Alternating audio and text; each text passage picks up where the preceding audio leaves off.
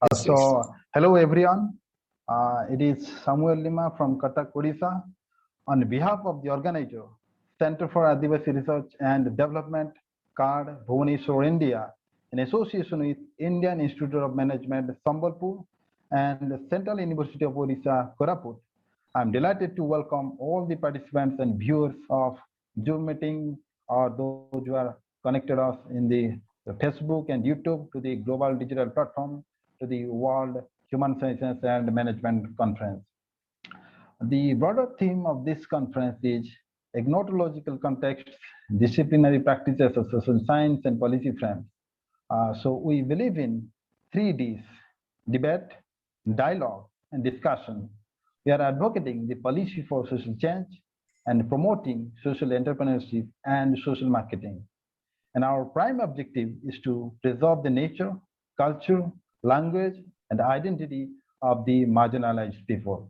In this big and challenge purpose, again, I welcome you all to the global digital platform. So now I call on Dr. Nupur Patnaik from Central University of Odisha. She'll give the introduction about our guest speaker, Professor Pathak-Shelat. Over to Dr. Patnaik. Thank you, Dr. Samuel. Am I clearly audible? Yes. So good evening, Professor Manisha ma'am. So Manisha Pathak-Shelat is a professor of communication, digital platforms and strategies, and the chairperson of the Center for Development Management and Communication at MICA in Ahmedabad, India.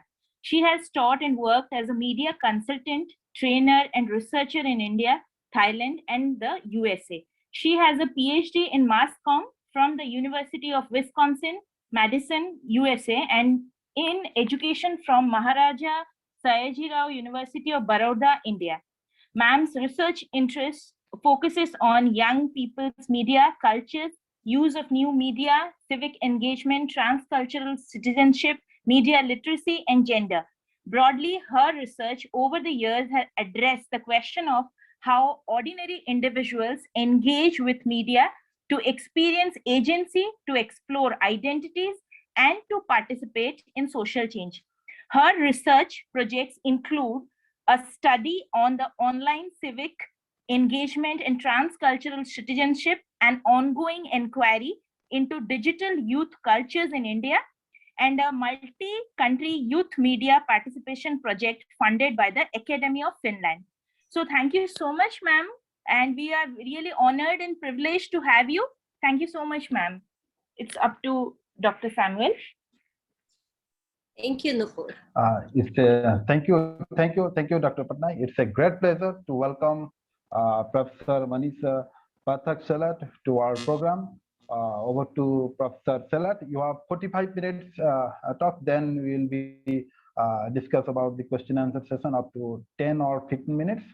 So over to Professor Shelat. Thank you, Bikram, and it's indeed a pleasure and a privilege to be with all of you today. So my talk is going to be on a critical approach to global citizenship education. And right in the beginning, I would like to make it clear that global citizenship is a topic that is of interest to several disciplines, so political science, law, sociology, women's studies, digital media, right, education.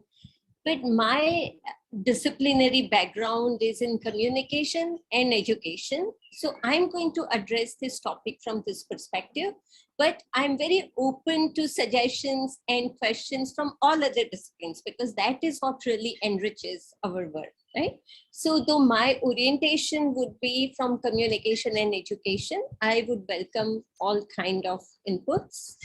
So my interest in global citizenship actually started about 10 years back. I was in Madison, Wisconsin at the University of Wisconsin for my second PhD. And that was the time when I could see that, globalization and digitization have really changed the way we experience our lives. And citizenship is a very important aspect of our life. So my interest began when I came across, and I wanted to study the new media technologies, the internet, how internet is connected with people connecting with other people globally. And my interest started with what we call global civic websites, like say Taking IT Global, Global Voices Online. So this kind of websites where a lot of people from different countries came together and they addressed issues of common interest, you know. And my question was that, does this kind of participation through internet really make one feel like a global citizen? And if it does, what happens to one's national and local identities? So this is how my entire study started. But over 10 years, as I've read more, I've researched more, I've written more on global citizenship, I have started looking at the whole project more critically, you know. So even I started with a very simplistic understanding of global citizenship, but it has evolved over the time. And I also recognize that, see, global citizenship is not a new idea in that sense. In Sanskrit, all of us are familiar that we have the phrase Vasudhaiva Kutumbakam. Right? The entire world is my family. Though I have heard very contradictory stories about origin of that phrase, and I'm going to do more research on that. And also, you know, it again started at the times, you know, of the Stoics and the Cynics in the ancient Greco-Roman period. Also, they had this concept. And then, of course, it continued with the debates in the 18th and 19th century. And then again in the 1990s, where, you know, we started seeing the impact of globalization and liberalization. So it is, in that sense, not at all a new concept. But what actually renewed our interest in global citizenship is that because of globalization and digitization, our lives changed, right? So we can see that more and more people are now living in countries other than their countries of origin.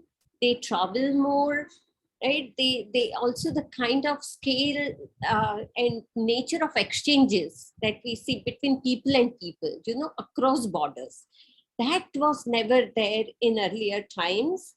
And then we have also seen that, you know, because of the mediated world that we live in, we get connected to a lot of places and people which are beyond our national boundaries. So scholars have noted, and even my research on women, internet, and global citizenship showed me that because of infrastructural and technological changes and advancement, a lot of ordinary people now feel that they are part of a global community. They feel a sense of belonging to a global community. And then people have started saying that if our education does not respond to our changed reality, if it does not respond to the new citizenship experience that we now need, it's not, you know, a relevant education. So that is how, you know, there is an increasing global interest in global citizenship education. So I'm just going to also draw your attention to some of the problems that are going on in the world. And that has also made global citizenship a very tricky and complex kind of an area, because, you know, when we look at the current refugee crisis, say in the Middle East, in other areas, in Europe, right, in several other parts of the world, the rising calls to patriotism and nationalism all over the world globally, the pressure to be loyal to one nation state, the issues of ethnic identity, religious identity, right? So there are so many tricky questions associated with global citizenship. And then people all along have had this two, you know, questions that, how is it practically possible? Because, you know, we haven't always seen UN, you know, giving its best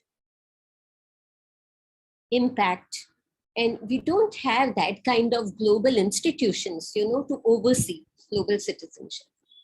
And the other question that people have is that, aren't we more loyal to people closer to us, like our village, our country, our people, like people of our ethnic identity, our religion, how can we feel equally strongly about other people?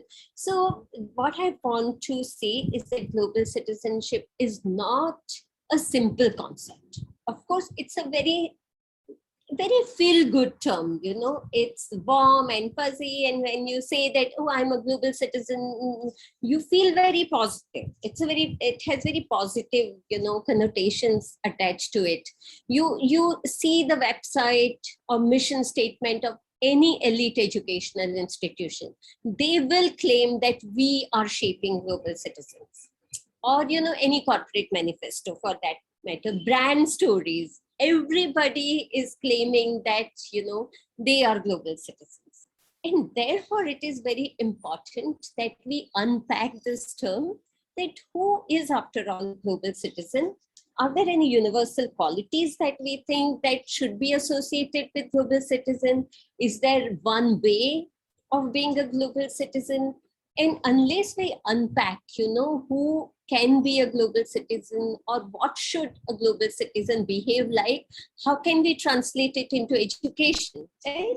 So that's why I'm going to begin with, you know, some scholarly work. A lot of scholars have worked, you know, globally to develop typologies of global citizenship.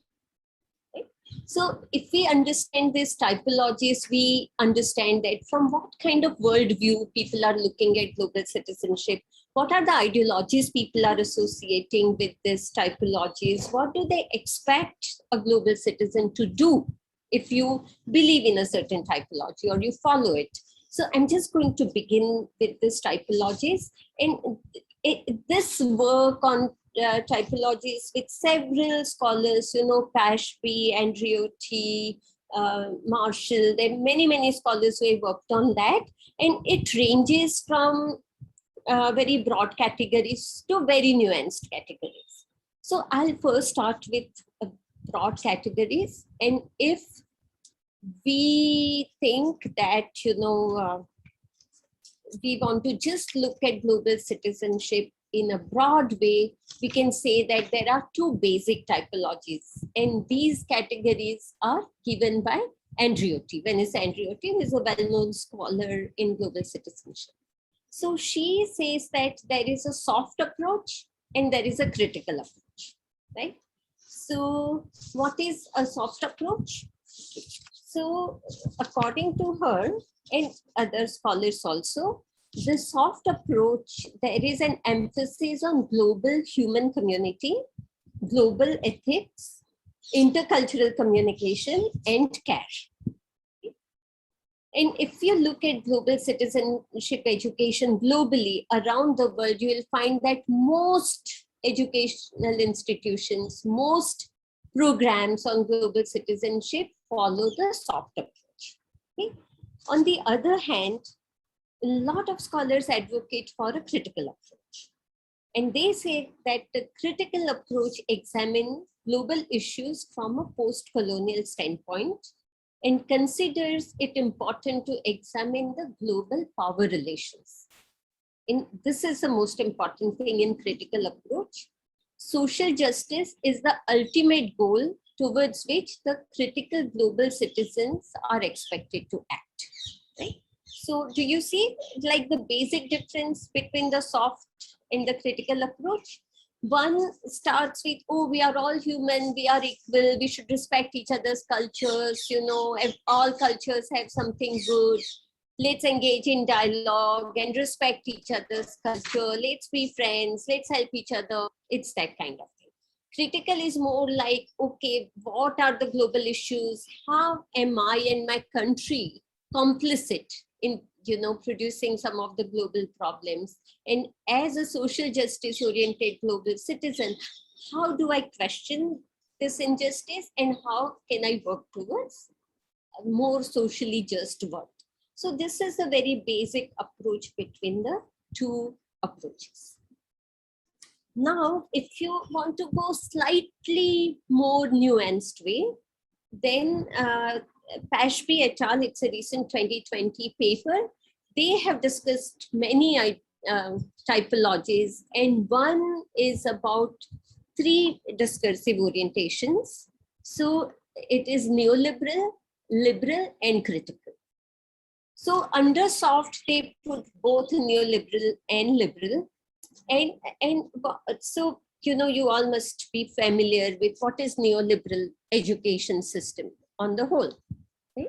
So the neoliberal system is focused on competences, individual achievement. So the neoliberal education does not question what is going on in the society or the structural inequalities. They don't question if the structures are, good or just, or are they discriminatory. They just want to prepare you to do your best in the world that it is right now, and achieve and develop those competencies so that you can be successful in this world. Now, there are scholars like Marshall, Chattel, Oxley, Morris. So they describe neoliberal approaches as instrumental, right? So you are doing global citizenship education to achieve something else, right? So they say that it is more about competing for jobs in the global market, for example, or you say that, oh, I'll take this course in global citizenship because it will look very nice on my CV. No, it's that kind of a mentality. Versus that, if we talk again about the liberal approach, which is very much like what Andreotti called the soft approach, it focuses on democracy, one common humanity, a single moral community, universal values, the ethic of care, love, intercultural understanding, dialogue, and mutual respect. Now, if you look at these concepts, these are wonderful concepts. And if we all actually follow, these practices in the world, I mean, what more do we need, right? These are all great ideas. And if we translate these into our education system, then it's wonderful.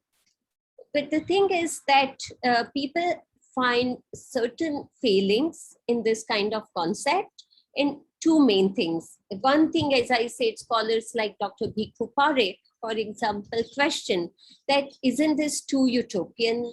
Is it possible to treat distant people equally as you would treat, somebody who is like from your family, for example? Wouldn't your feelings be at a different level? Wouldn't your loyalty be different? And so he has coined a term that there is nothing like global citizen. At the most, we can be globally oriented citizens, right? So that is one problem people find with this concept. The other more serious concept, as we have seen, is that it does not question the status quo. And that critical scholars find most disturbing about fully adopting the liberal concept, because you don't look into history, right? You just say that, oh, we are all the same and there's no problem in the world at all. Like, we should just be nice to each other. And no, I mean, that's not going to happen. So, they say that liberal approach, the focus again is on the individual to become more culturally competent and to be able to engage in more intercultural dialogue and understanding, and not so much on the significant systemic change to the status quo. Okay? So, and you will see that we have so many young people, and then because my research is on youth civic engagement, you will see that in India, in abroad, especially you'll see this in the privileged pockets of American and European universities, that lot of them, practice the soft approach to global citizenship. And sometimes they are not very successful in their attempt. So we had a professor in University of Wisconsin, Professor Ailey Tripp, and she has done a lot of work on this. And she identified, 4 problems with this kind of approach. She said that, this kind of people who usually work through the internet, And they just feel that, oh, we have to help people, we are doing good. So they feel very morally superior in doing this, but they sometimes are not really welcomed by the domestic actors because they don't know the local context. So if somebody from outside just wants to come into India and say, oh, I want to change India, they're not going to be successful because you have to understand the local cultural context. The other thing is they work from the rescue paradigm. So it is like they work for people and not with them. So that is what we call the savior syndrome. That, oh, I'm a global citizen, I'm going to go out there and save the world. And those kind of efforts, unfortunately, not always succeed. And then because they don't have deep knowledge of local histories and cultures, and they are not sensitive to within culture and within country differences, right? When we say India, I mean, there are so many differences within India. And they are not sensitive to that, or they are ignorant to that. And what happens is that they just, treat the entire country as a blanket, like all Indians, all Asians, all Africans, and that approach also does not work. So the critique of people who advocate a more critical approach is that if you go with the completely liberal, soft approach, you privilege a capitalist, overtly rational, and neutral rhetoric over critical discourses. And this kind of approach will have, subtle but inherent violence in it. Okay, so now what is then they want? So when we say that, okay, we should not have a completely soft liberal approach to global citizenship education, but a critical approach, again, we are saying that global citizenship education should encourage our students to critically examine one, process of globalization, to understand the interlinkages between local and national realities and the global forces of power, and to engage with intercultural and international perspectives.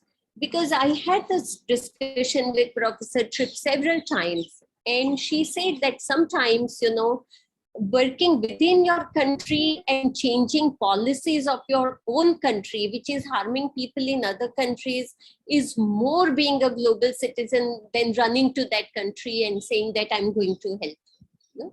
So this is a very important point. So now my question is this, that if we want to translate now this whole idea into education, how are we going to do this? Because the thing is that I love critical approach and I work from a critical approach in my research too, but my students and my colleagues know that once, the critique is done, I'm always like, okay, in our own way, what can we do about it, right? Because just critiquing and not doing anything is also not morally right? So, okay, so now I have a young colleague, Kiran Bhatia. She's doing her PhD in, again, University of Wisconsin-Madison. And we have been working on this for quite some time now. And our point is this, that how do we work on global citizenship education from the point of views of countries who were either colonized so that they have painful histories, or that are in conflict now. And I mean, look around the world. There are so many countries and communities who are so much in conflict, right?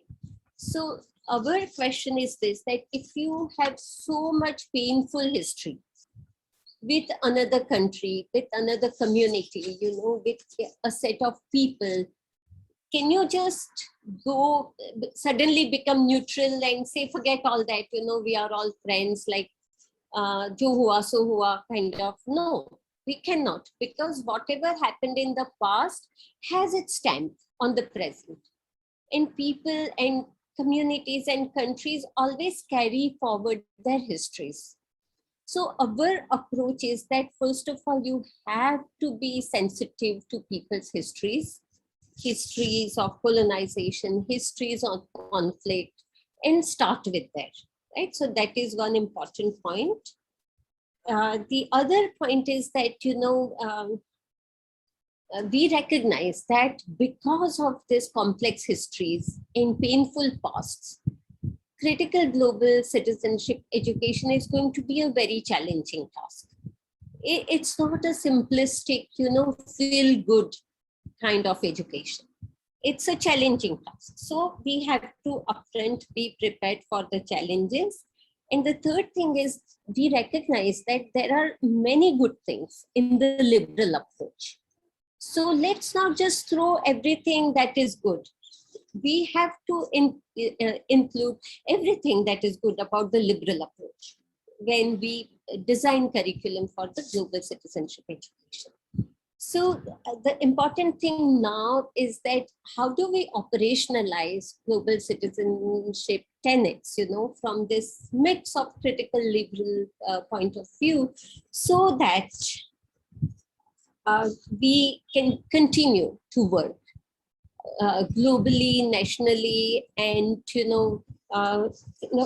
we can appreciate the difference that different forms that global citizenship takes in many different countries and cultures. So we don't just go from one single definition or one single experience.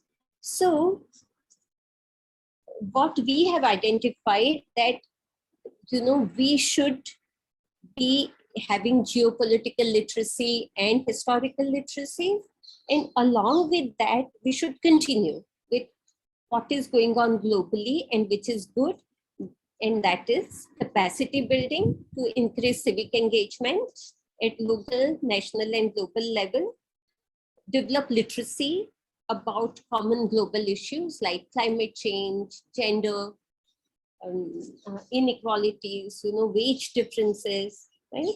And harness skills for global competence, deploying information and communication technology for global connectivity.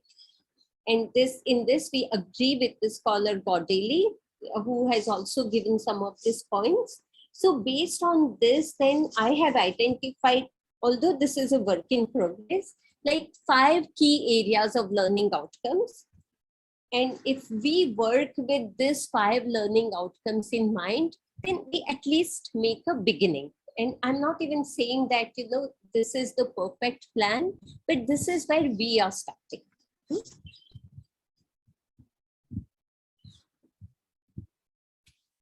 So, so the courses that we want to develop, we believe that they should include democratically and respectfully understanding and negotiating differences, the skill for resolving differences without violence will be a key learning.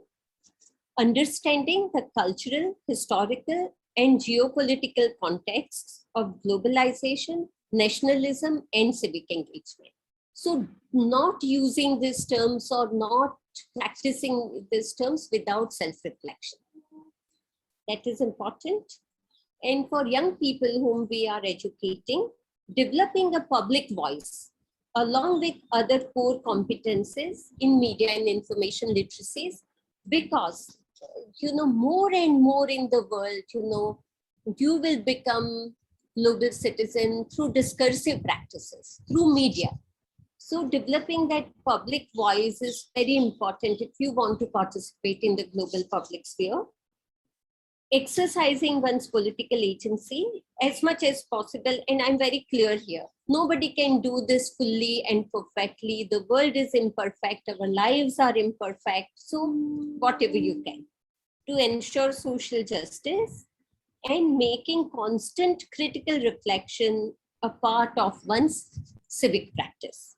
So we are going to start with these educational objectives and then see where our work takes us we'll of course have to think of many other, whoever in this group is going to work on this will have to think of many administrative, practical, considerations also. Like, for example, how do we convince the school administration that such a critical approach is really desirable, necessary? How do we design our curriculum to reflect this? Where do we find educators trained to handle this sensitive task?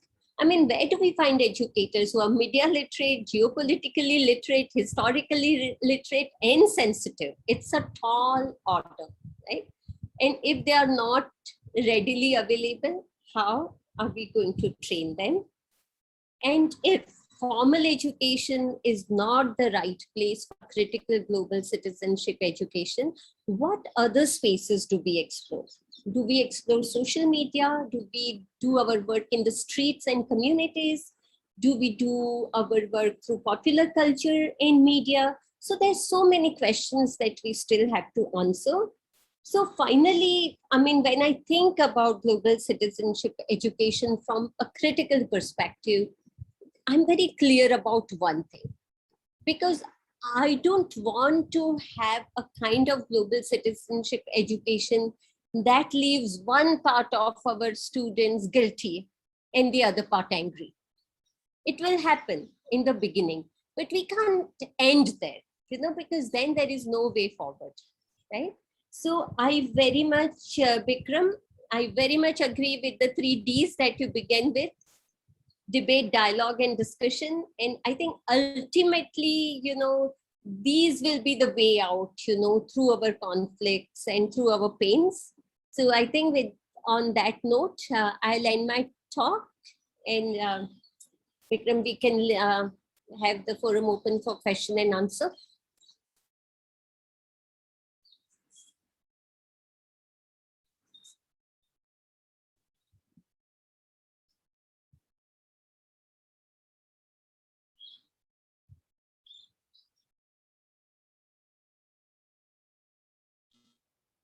Thank you, ma'am, for your excellent deliberation. Ma'am, we can have now the questions. Sure. Yes, ma'am. So the first question is about the uneven capitalist model of development that has resulted environmental catastrophe and endangered the future of the living beings. How global citizenship education should address the problem of climate change in this neoliberalized era. Does Earth need human beings who have been constantly attempting to encroach and colonize the nature to satisfy their own narrow, selfish interest? Ma'am, this is the first question. You are absolutely right. I think it is Shubham who has asked this question. And see, that is why the critical approach. Because if we don't do this with a critical frame of mind, we will never recognize that, we are so much party to creating these problems. If we are privileged, we are putting so many underprivileged groups in danger actually by our actions. So this has to be very much part of our curriculum. I'm only now slightly hopeful because 2 days back on Sunday, MICA hosted Dr. Philip Kotler, who is considered the global guru of marketing. And it was heartwarming to see Dr. Kotler only focusing on sustainability and how future marketing will have to keep climate change, communities, and sustainabilities in mind. So I think this should remain at the core of our discussions, whatever kind of education we do. And we have started incorporating this at MICA, in a big way in so many of our courses.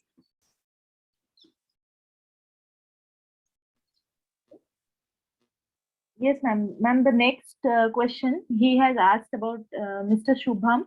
Uneven capitalist model of development has resulted environmental catastrophe.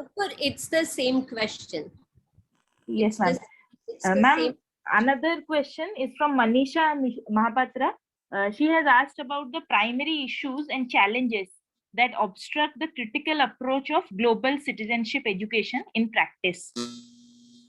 As I discussed, Manisha, first of all, critical approach is not a feel-good approach, you know. It really asks some difficult questions, painful questions, which are difficult for everyone to confront. So you will feel angry, you will feel guilty, you know. Whereas if you take a softer approach, everyone, at least at that time, feels happy that, oh, we're doing something good. No?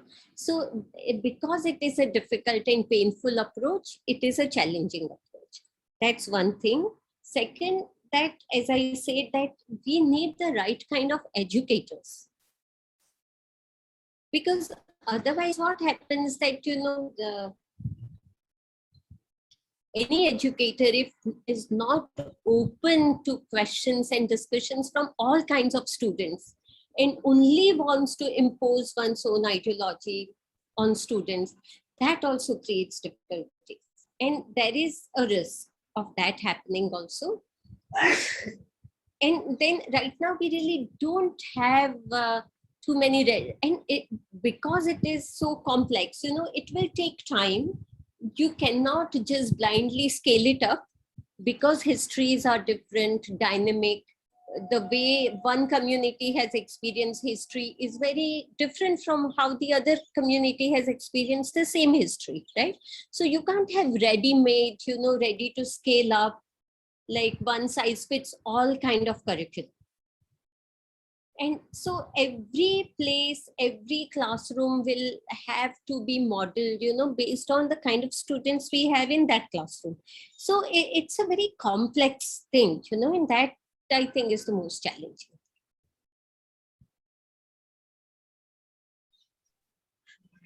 Thank you so much, madam. Such a very excellent and wonderful deliberation.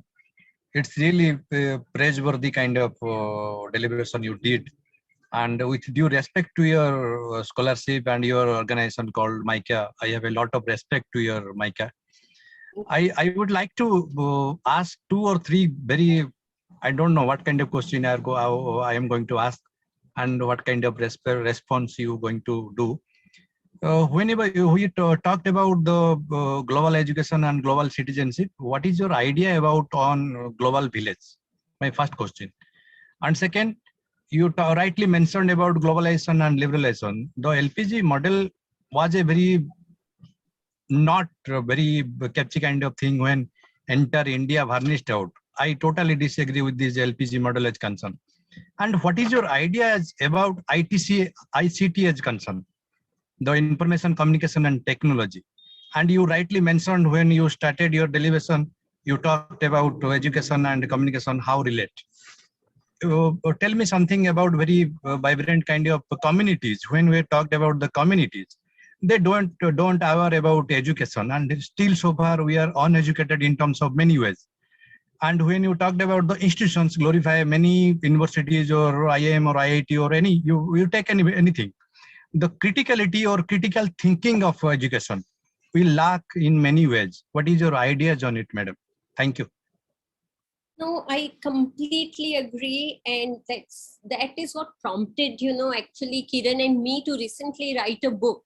We've just published by Sage. It is called Raising a Humanist: Conscious Parenting in an Increasingly Fragmented World. Because we believe that, you know, right from our families and schools, critical thinking is not encouraged. You know, very recently, you know, a friend of mine whose little child has just started attending school. He is in 3rd grade. And right on the first day, the teacher said, okay, we are starting the class and don't ask any stupid questions. So if we don't encourage questions, and if we expect only, you know, yes, ma'am, yes, sir, as educators, what kind of critical thinking we are doing? Right? Because the very first thing about critical thinking is willingness to question. As educators, allowing and creating that safe space for our own children and for our students to ask questions, critique. not that they know everything. Some of their critics would be very simplistic. You would laugh also that, look, you don't know the history, you don't know the past, what kind of generalizations you are making. But be patient, hear them out, because that is your, chance to start a dialogue. So I think that is the very first thing we can do as a teacher or as a parent. And of course, I think every school and college, I don't think we can introduce, one course in critical thinking, because it doesn't lend to that kind of a course, but it should be part of every course. So I think, first of all, it should be included in the teacher training institutions. Then only it will percolate to education. Vikram, have I answered your question? And yes, about global. Yes, ma'am. Yes, ma'am. And what is your ideas about, madam, the global village is concerned? When you rightly mentioned about, yeah. Right. So, of course, in some way, we can say that it is a global village because we can so easily connect with anybody across the world, right? I have friends, across the world with whom I chat on Facebook every other day, and we don't feel that we are distant. So yes, in that sense, there is a global village. Travel and internet have really brought us closer. But otherwise, look at the conflict in the world. Where is that understanding? Where is that feeling of community? It is, I don't still see that, so I don't, in that sense, I don't see, the world as a global village. In my research also, I have again, I have noticed that when you talk about global, local does not lose its importance, because the local lives, the local communities are still important for people. So there is a global village, but there is not a global village, I would say. Thank you, ma'am. And my last question for you, madam, with due respect your time. If you read third pillar about Raghuram Rajan, he rightly mentioned about the community as concerned. Sorry, there is a train going on. Yeah. Sorry, yeah. Can you say that again? Yeah, ma'am. If you read the third pillar, what Raghuram Rajan rightly mentioned, he said, the community always linked behind by the market, and the marketizing people, what had called it capital centric approach, or even more the crony capitalism as per concern. But when society changed itself into a converted market, particularly the post-liberal era, how could you relate the theory as concerned? The LPG model imposed on communities, or it's a very vibrant kind of theoretical impose on them? What do you suggest? See, I'm always like in the middle, I always feel that there is also, I forgot who was the scholar who said that, but it was very true that there can also be too much community, that you are so inward looking, so parochial, that is also harmful. That kind of close-knit communities are also harmful. And see, that was the primary reason people wanted to break away, from these communities. And so many people found a kind of, liberalization. They found that liberty when they migrated to cities, right? If you have seen the recent movie Sir with Tilottama Shom and what's the actor? I forgot his name. It was very good. So this character of a household help in a city, you constantly see that how oppressed she would have been if she had stayed in her small community in the village. So I'm not like romanticizing villages and communities. We know the limitations like khap panchayats, abuses, gender discrimination. But even the other extreme is harmful, where you have no connection other than, transactional. So I would say that you don't have to find your community always in your geographic proximity. And that is the contribution of new technologies. that you can find your community away from your geographic proximity, but you have to have a community. And what is more important for a community is not just being physically together, but having a common interest, having a belief in common cause, willingness to work for a common issue, say like climate change. So that is also a community, I would say. And I think we should strive for that. Yeah, did I answer your question? Yeah, madam. Thank you so much. Thank you so much. Really praiseworthy deliberation by you, madam. Thank you. Dr. Nupur, please continue further the question answer session with madam. Yes, I think, ma'am, there is another question, another more questions coming up, like from Siddharth Shankar. He has a question on when capitalism is in full vigor and government all over the globe are trying to bring colonialism back, and we are brought up in this situation, how we think of acting as a perfect global citizen. So this is the question from Siddharth, ma'am.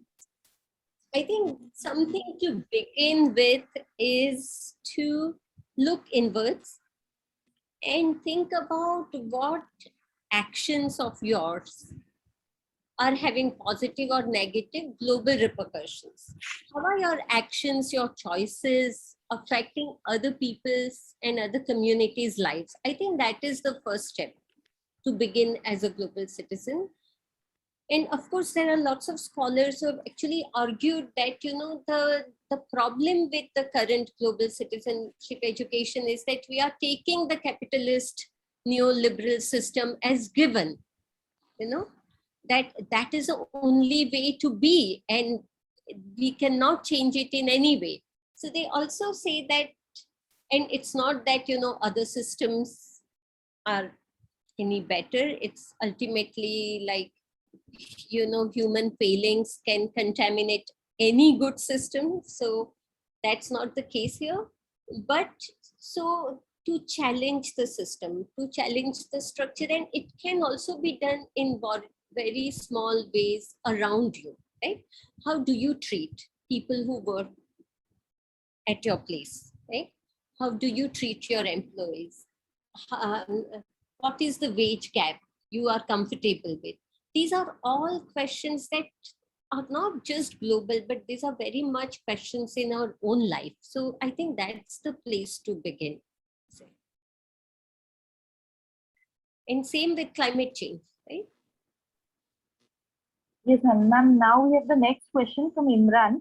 A global citizenship education, the people of the world develop capacity and capability to help effectively address the social challenges through sound decision making, critical sharing and sharing of ideas, thoughts, insights, and perceptions with citizens all over the world, maintaining the status they do not have any interest for a social change. Do you have some solutions for making it better to think and react by the youth? So this is the question, ma'am, from Imran. So exactly that's what we've been talking, that if as educators, we can create spaces in our institutions, in our classrooms, we can start this dialogue and discussion in our courses, be it a political science course, economic course, or a communication course. As teachers, we have to create the spaces where we start these discussions, right?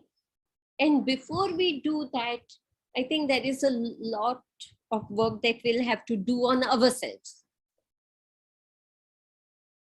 That how geopolitically and historically literate you are.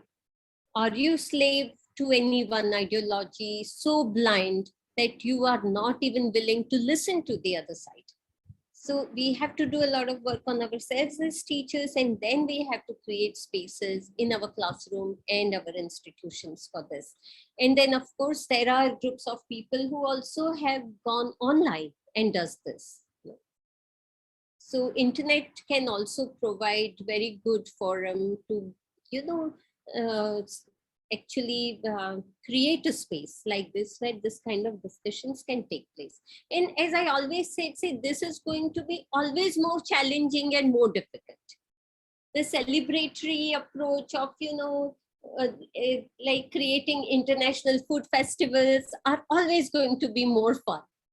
And you will always find more people joining there, in the name of global citizenship, that, oh, let's have a global film festival, international food festival. And I don't say they are also not useful, but they are definitely more fun and less taxing, right, on our emotions, on our brains. So you will always find more people going for it.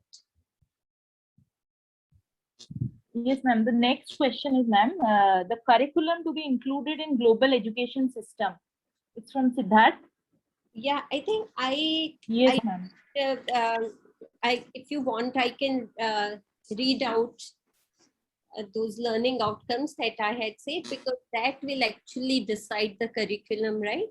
So it is about democratically and respectfully understanding and negotiating difference, cultural, historical, and geopolitical literacy, right?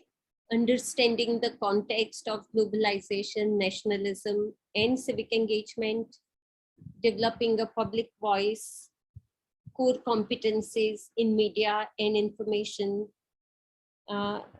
opportunities to experiment with, okay, how do you exercise your agency as a citizen, even on a very small, local way. And then how do you engage in constant self-reflection? So this should be very important parts of any global citizenship education curriculum. Ma'am, there is a last question from Imran. He has asked about the GCED, the Global Citizenship Education Dimension umbrella. UNESCO has several special themes like prevent violent extremism through education, education about the Holocaust and genocide, languages in education, and promotion of the rule of law through global citizenship education. That was a great idea, but this idea was not appreciated by much of the countries, which means that the results that it could bring by removing the fake democracy of the countries. And why shouldn't UN make compulsory for each country to have a global citizenship education to bring reforms all over the world? So this is the question, ma'am. Yeah, and I know that UNESCO has done a lot of good work in the area of media and information literacy and global citizenship, and also bringing the two of these important areas together. I don't think that UN can force, countries to do anything that they don't want to. And as I said that, there are so many different typologies, right? As I said, of global citizenship education.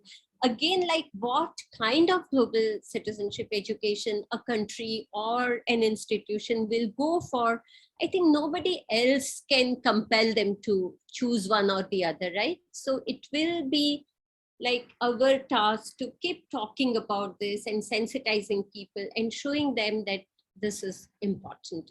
And I really don't see this anywhere figuring in teacher education. I don't know what your experience is. Do you? Do you see this in the curriculum of teacher education programs? Probably Geeta would know.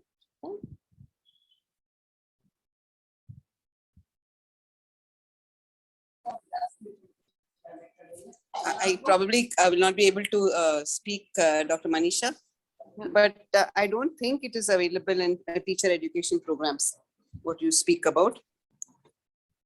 I really am not very sure about it because I've not done any training, but to the extent what I know, I don't think it is there. Maybe I need to re-look at it. Yeah, even like whatever I've seen, I don't find it as, like important part of teacher education programs. Thank you so much for this very, very lovely speech. Thank you. And presentation. Thanks. So I think, thank you so much. Nupure, there is any other question?